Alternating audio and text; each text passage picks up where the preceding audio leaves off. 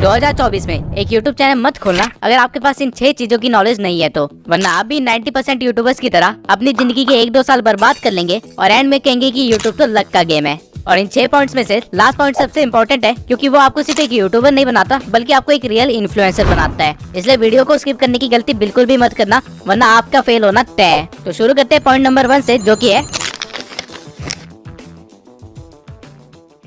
2024 के शुरू होते ही आप लोगों ने एक रेजोल्यूशन तो बना ही लिया होगा कि इस साल मैं अपने चैनल पे इतने सब्सक्राइबर्स तो गेन करके रहूंगा ही रहूंगा, या फिर एक नया चैनल बनाऊंगा और उसे किसी भी हालत में मोनेटाइज करवाऊंगा। लेकिन 1 महीना हो गया है और आपको कुछ भी ग्रोथ नहीं दिख रही है और आप ऑलरेडी गिव अप करने की हालत पे हो। इसका रीजन ये है कि आपको पता ही नहीं है कि YouTube का एल्गोरिदम वर्क कैसे कर रहा है। आप जानते ही नहीं हो कि YouTube आपसे चाहता क्या है और बस एक तरफा प्यार की तरह आप अपनी तरफ से एफर्ट डाले जा रहे हो और कोई रिस्पांस नहीं मिल रहा है। YouTube एक सोशल मीडिया प्लेटफॉर्म है जो कि एड रेवेन्यू से अपनी मेन अर्निंग करता है, और हर सोशल मीडिया प्लेटफॉर्म की तरह YouTube को सिर्फ एक ही चीज चाहिए, वो है कि लोग उसके प्लेटफॉर्म पे बने रहे जितनी ज्यादा देर तक हो सकता है उतनी ज्यादा देर तक, तभी YouTube को फायदा होगा। और इसमें YouTube आपकी मदद चाहता है, आपसे एक ऐसा कंटेंट बनवा के जिसको लोग ज्यादा देर तक देखे और YouTube पे बने रहे।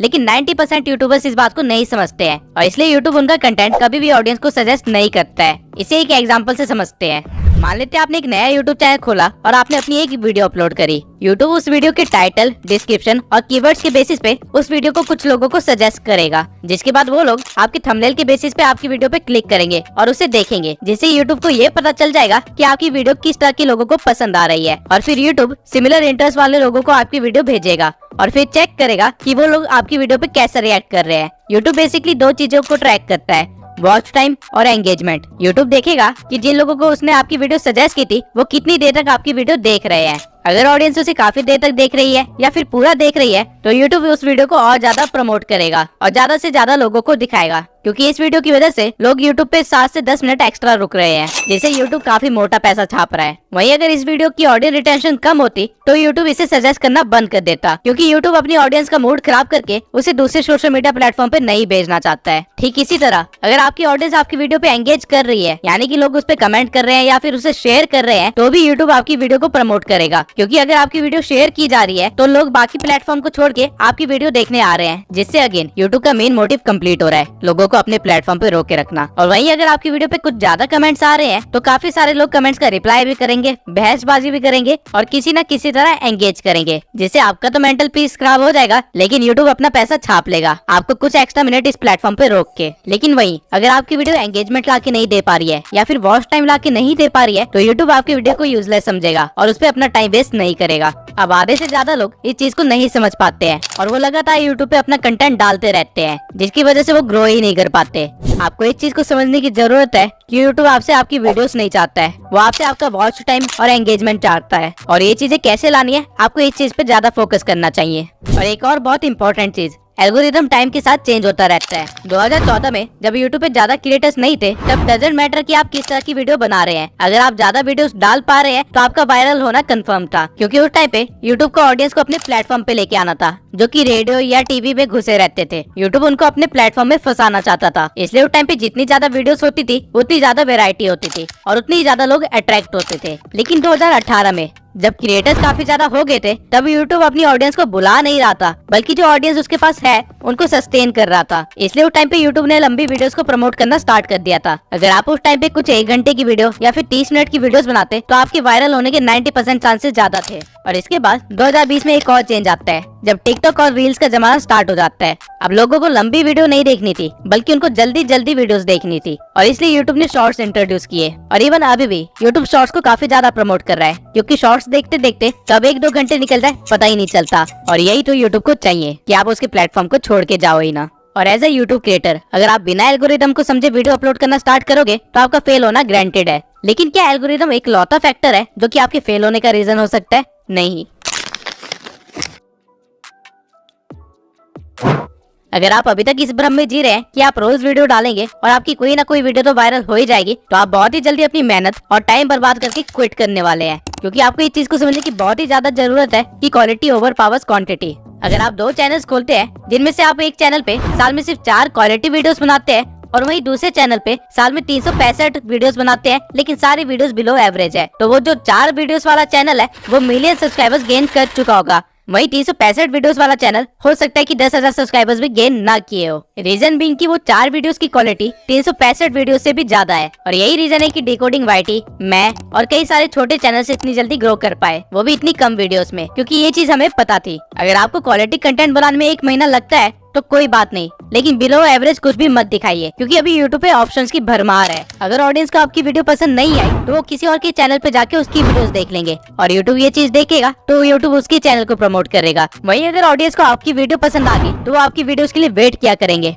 और यूट्यूब इस चीज को भी देखेगा और फिर वो आपके चैनल को भी प्रमोट करेगा। लेकिन वीडियोस की क्वालिटी बढ़ाए कैसे? तो वीडियोस की क्वालिटी बढ़ाने के लिए आपको कोई महंगे गैजेट्स की जरूरत नहीं है, बल्कि आपको सही टेक्निक्स की जरूरत है, जिससे कि आप सही स्क्रिप्टिंग, वॉइस ओवर और एडिटिंग कर पाओ। अब ऑल्दो और भी कई सारे फैक्टर्स होते हैं जो कि क्वालिटी कंटेंट बनाने के लिए इम्पोर्टेंट होते हैं, लेकिन ये 3 चीजें बेसिक है। और अगर आपको इसको अच्छा करना है तो आप मेरी how to grow on YouTube playlist देख सकते हैं, जहाँ पे मैंने हर एक पॉइंट को अच्छे से डिटेल में एक्सप्लेन किया हुआ है। और जब आप ये प्लेलिस्ट देख के ग्रो हो जाएंगे तब आपको रियलाइज होगा कि आप वो सारी गलतियां करने से बच गए जो कि हमने सालों तक की थी। लेकिन सिर्फ क्वालिटी कंटेंट और एल्गोरिदम को समझने से आप अपने चैनल को फेल होने से नहीं बचा सकते हैं, क्योंकि यूट्यूब अगर आपकी वीडियो ऑडियंस तक पहुंचाएगा ही नहीं, उसे इंप्रेशंस देगा ही नहीं, तो वीडियो का आप क्या ही करोगे।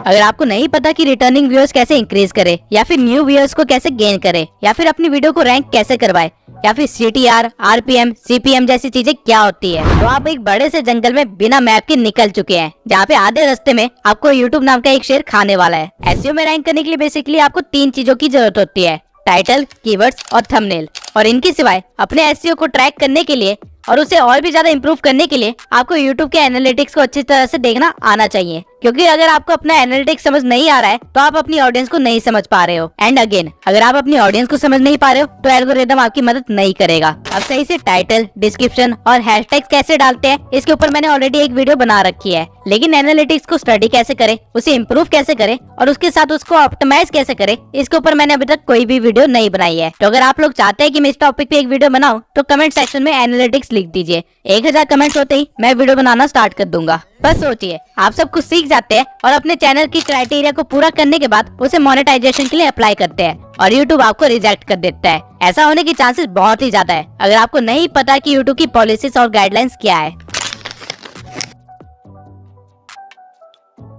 YouTube की नई पॉलिसी के अकॉर्डिंग आप अपने चैनल को 500 सब्सक्राइबर्स और 3000 वॉच आवर से भी मोनेटाइज करवा सकते हैं, या फिर शॉर्ट्स के 3 मिलियन व्यूज से भी। ये क्राइटेरिया पहले 1000 सब्सक्राइबर्स और 4000 घंटे का था और 10 मिलियन शॉर्ट्स के व्यूज। लेकिन यहाँ पे YouTube एक गेम खेल रहा है। आप अगर 500 सब्सक्राइबर्स के साथ अपने चैनल को मोनेटाइज करवाते हैं तो आपको एड रेवेन्यू नहीं मिलेगा, बल्कि आपको सुपर चैट, मेंबरशिप और मर्चेंडाइज का ऑप्शन मिलेगा, जिनसे की काफी कम अर्निंग होती है। आपको एड रेवेन्यू नहीं मिलेगा, जो कि हमारा मेन सोर्स ऑफ इनकम होता है। लेकिन YouTube ने ऐसा क्यों किया? अपने क्रिएटर्स को बचाने के लिए। YouTube आप पे मेहरबान नहीं हो रहा है, बल्कि TikTok ने अपना क्राइटेरिया लो कर दिया था, इसलिए YouTube को भी लो करना पड़ा, ताकि उसके क्रिएटर्स YouTube को छोड़ के TikTok पे ना भागे। और अगर आपको लग रहा है कि आप सिर्फ शॉर्ट्स बना के वायरल हो जाओगे और अपने YouTube चैनल को मोनेटाइज करवा लोगे, तो let me tell you one thing, shorts पे अर्निंग ना के बराबर है, अंटिल आपके हर शॉर्ट्स मिलियन व्यूज के ऊपर न जा रहे हो। बल्कि एक शॉर्ट को वायरल करने से ज्यादा आसान एक लॉन्ग फॉर्म कंटेंट को वायरल करना है। लेकिन YouTube ने आपके दिमाग में इसकी टोटली अपोजिट चीज बद दी है, जिसकी वजह से आप काफी ज्यादा टाइम और मेहनत बर्बाद करने वाले हैं। अगर आपको सिर्फ वायरल होना है तो शॉर्ट्स आपके लिए सही चीज है, लेकिन आप अगर YouTube पे एक करियर बनाना चाहते हैं और यहाँ से अर्निंग करना आपका मेन गोल है, तो आपके लिए शॉर्ट्स सही चीज नहीं है। इसके सिवाय AI के ट्रेंड में होने के कारण YouTube ने AI से रिलेटेड भी काफी सारी पॉलिसीज निकाली है, लेकिन इन पॉलिसीज में कहीं पे भी AI वॉइस यूज करने से मना नहीं किया गया है, अंटिल आप किसी और की वॉइस को क्लोन करके अपनी वीडियो बना रहे हो। अगर आप 11 लैब जैसी किसी वेबसाइट से अपनी वॉइस जनरेट करवा रहे हो तो कोई प्रॉब्लम नहीं है, लेकिन अगर आप उसको बोलते हो कि डोनाल्ड ट्रंप जैसी वॉइस को क्लोन करके आपकी वीडियो बनाए, तो आपके लिए एक प्रॉब्लम है। सेम वे में अगर आप AI से कोई वीडियो 0 से एडिट करवाते हो तो कोई प्रॉब्लम नहीं है, लेकिन अगर आप किसी और का कंटेंट उठा के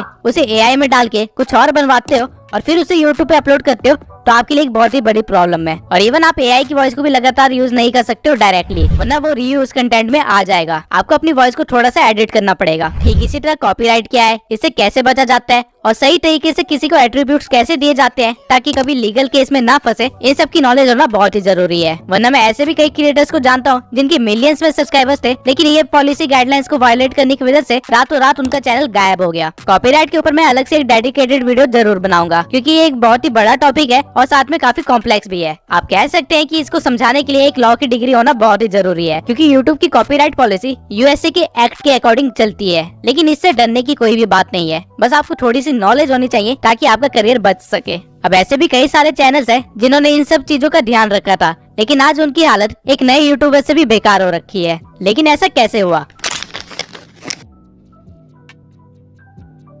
यूट्यूब एक रियल बिजनेस है और हर बिजनेस की तरह यहाँ पे भी कंपटीशन है, और अगर आप अपने कंपटीशन को नहीं भाप पाए तो आपका कंपटीशन आपको खत्म कर देगा। और कुछ ऐसा ही हुआ है जुन्नू की टेक और फैक्ट टेक के साथ। और ये प्रॉब्लम आपको सिर्फ तब नहीं आएगी जब आप ग्रो कर चुके होगे, बल्कि आप जब ग्रो करने की कोशिश कर रहे होगे तब आपको रियलाइज होगा कि आपसे बेहतर चैनल्स आपके बिल्कुल बगल में ही खड़े हैं और आपसे कम्पीट कर रहे हैं। और अगर आपको उनको पीछे छोड़ना है तो आपको कुछ ऐसा करना पड़ेगा जो कि कोई और नहीं कर रहा है, वरना आप भी 90% यूट्यूबर्स की तरह इस कंपटीशन में दब के खत्म हो जाओगे। अब अगर आप सोचते हैं कि मैं नीश ही ऐसी सिलेक्ट करूंगा जिसमें कंपटीशन ना के बराबर हो, तो आप बहुत ही गलत हो, क्योंकि ऐसी कोई भी नीश नहीं है जिसमें कंपटीशन ना हो। आप कुछ भी इमेजिन कर सकते हैं और जब आप सर्च करेंगे तो आपको उसमें कंपटीशन मिलेगा ही मिलेगा। तो कंपटीशन से बचे कैसे? इसका सिर्फ एक ही तरीका है कि आपको ट्रेंड के साथ चलना पड़ेगा, एडेप्टेशन करनी पड़ेगी और साथ में अपनी एक यूनिक आइडेंटिटी बिल्ड करनी पड़ेगी। इवन हमारी नीश में भी काफी सारे क्रिएटर्स 5 साल से भी पहले बैठे हुए हैं, लेकिन पिछले 1 साल में एक नया ट्रेंड आया है जिसकी वजह से इन बड़े क्रिएटर्स को भी मुश्किल का सामना करना पड़ रहा है। वो है एडिटिंग का ट्रेंड। ये सारे क्रिएटर्स अपनी फेस कैम वाली वीडियोस को हटा के अब एक व्हाइट बोर्ड पे आ गए हैं, जहाँ पे ये व्हाइट बोर्ड पे सारी चीजें एक्सप्लेन कर रहे होते हैं। लेकिन नए ट्रेंड में जहाँ एडिटिंग के थ्रू हर चीज को एक्सप्लेन किया जा रहा है, उसे ये अडेप्ट नहीं कर पाए, जिसकी वजह से छोटे चैनल्स भी इनसे ज्यादा व्यूज ले जा रहे हैं। और ठीक इसी तरह छोटे चैनल्स में भी कॉम्पिटिशन काफी ज्यादा बढ़ गया है, जहाँ पे ग्रो करने के लिए आपको कुछ यूनिक करना पड़ेगा। और वो कोई भी छोटी सी चीज हो सकती है, चाहे आपके बोलने का तरीका हो सकता है, आपकी स्क्रिप्टिंग का स्टाइल हो सकता है, या फिर मेरी तरह एक एआई अवतार हो सकता है, लेकिन कुछ अलग जो कोई और ना कर रहा हो। अब अगर आप कंपटीशन से बच भी गए तो आपको वो करना है जो बड़े क्रिएटर्स मजबूरी में नहीं कर पाते हैं और छोटे क्रिएटर्स बिना किसी प्रॉब्लम के कर सकते हैं। 2024 में हर क्रिएटर को पता है कि उसकी ऑडियंस की वैल्यू कितनी है, इसलिए वो रेगुलर बेसिस पे Q&A और लाइव स्ट्रीम्स करते रहते हैं। लेकिन अगर आपने इन चीजों को इग्नोर करने की गलती की तो आपका यूट्यूबर बनने का सपना सपना ही रह जाएगा। ऑडियंस को कोई सेलिब्रिटी नहीं चाहिए, बल्कि उनको एक मेंटोर या फिर एक फ्रेंड चाहिए जिससे वो इन्फ्लुएंस हो सके या फिर जिनके साथ वो आगे बढ़ सके। और ये डिफरेंस आप तभी क्रिएट कर सकते हैं अगर आप उनसे एंगेज हो, डायरेक्ट डीएम के थ्रू, कमेंट्स के थ्रू, Q&A के थ्रू या फिर लाइव स्ट्रीम के थ्रू। जब तक मेरे इस चैनल पे 10,000 सब्सक्राइबर्स नहीं हो गए थे, तब तक मैं अपने इंस्टा पे डायरेक्ट डीएम के थ्रू हर एक बंदे का रिप्लाई किया करता था और उनकी हेल्प करता था। मैं पर्सनली भी काफी लोगों को गाइड किया है और मैसेजेस के थ्रू मैंने 1000 से भी ज्यादा लोगों से एंगेज किया है और उनको इस बात से खुशी मिलती है। वो लोग मुझे एज ए यूट्यूबर से बढ़ के एक फ्रेंड और एक मेंटोर की तरह देखते हैं और अनकंडीशनली सपोर्ट भी करते हैं। और इसी वजह से मेरा नेटवर्क भी इतना स्ट्रांग हो पाया, जिसकी वजह से मुझे काफी सारे नए यूट्यूबर से मिलने का मौका मिला और काफी सारे स्ट्रगलर से भी मिलने का मौका मिला और हम सब एक दूसरे की हेल्प करते हुए आगे बढ़े हैं। जैसे कि मेरी पिछली वीडियो का थंबनेल देवेश ने बनाया था, जिसको मैंने हेल्प की थी यूट्यूब पे ग्रो करने के लिए। आप एक बार जाके उसका चैनल भी देख सकते हैं। इवन आज भी सोने से पहले मैं कम से कम 20 से लेके 30 डीएम्स का रिप्लाई करता हूँ और इससे एक ऐसा इम्पैक्ट बना है कि कल को अगर मैं कोई एक नया चैनल भी खोलता हूँ, भले कुकिंग के ऊपर ही क्यों ना हो, वो लोग मेरे को सपोर्ट करेंगे। डजंट मैटर कि मैं क्या कर रहा हूँ। जैसे जैसे चैनल ग्रो होने लगता है, आपके पास काम बढ़ने लगते हैं और आपके पास ऑडियंस से एंगेज करने का उतना ही कम टाइम बचता है। लेकिन मेक श्योर जिन्होंने इस चैनल की स्टार्टिंग में आपको सपोर्ट किया था, आप उनको एंड तक सपोर्ट करो, क्योंकि वो स्कूल फ्रेंड्स की तरह होते हैं। और क्योंकि आज मुझे मौका मिला है, तो मैं अमन पटेल के साथ साथ उन सभी सब्सक्राइबर्स को थैंक यू बोलना चाहता हूँ जो मेरे चैनल की स्टार्टिंग से लेके अभी तक मेरे साथ बने हुए हैं और इनको मैं एज अ ट्रू फैमिली मानता हूँ। अब आपको वो सारे 6 पॉइंट्स पता है जो आपको ध्यान में रखने चाहिए 2024 में एक यूट्यूब चैनल खोलने से पहले। और अगर आपने सोच लिया है कि आप एक यूट्यूबर बन के ही रहेंगे, तो मेरी इस प्लेलिस्ट को जरूर देखना। आप ऑलरेडी अपने कंपटीशन से काफी ज्यादा आगे बढ़ चुके होंगे। इसी के साथ इस वीडियो को खत्म करते हैं। मैं गिव अवे का विनर अगली वीडियो में अनाउंस करूंगा और अगली वीडियो एक Q&A होगी, जहाँ पे मैं यूट्यूब से रिलेटेड हर क्वेश्चन का आंसर दूंगा। तो कमेंट सेक्शन में अपने क्वेश्चन लिख दीजिए, क्योंकि अगली वीडियो में उसका आंसर मिलने वाला है।